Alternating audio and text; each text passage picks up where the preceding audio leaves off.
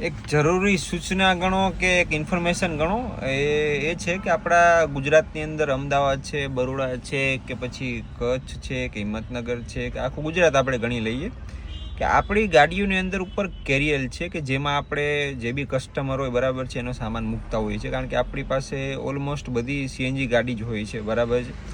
તો હવે તકલીફ એ છે કે આપણે આબુનું ટૂર કરતા હોઈએ છીએ, ઉદયપુરનું ટૂર કરતા હોઈએ છીએ, નાકોડાજીનું ટૂર કરતા હોઈએ છીએ, કે પછી જયપુરનું ટૂર કરતા હોઈએ છીએ. તો આપણે માથે કેરિયર હોય છે અને ઉપર સામાન હોય છે.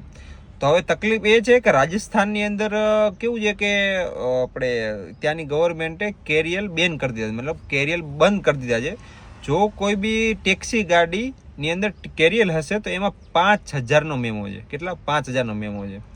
એટલે ગુજરાતથી જે બી લોકો રાજસ્થાનની અંદર ટૂર કરવા જતા હોય એના માટે મારી એક સલાહ છે કે ભાઈ જજો, ના નથી, પૈસા કમાજો, ના નથી, પણ આ વસ્તુનું ખાસ ધ્યાન રાખજો કે ઉપર કેરિયર ના હોય, કારણ કે પછી આપણે લઈને શું ગયા હતા ને આવ્યા શું લઈને, એના માટેનો એક વિડીયો છે કે ભાઈ કોઈ બી પર્સન જે બી જતા હોય રાજસ્થાન ટૂર કરવા માટે એ માથે કેરિયર નાખી ના જતા, માથે સામાન નાખી ના જતા, નકર 5,000 રૂપિયાનો મેમો ત્યાંની પોલીસ આપી દેશે.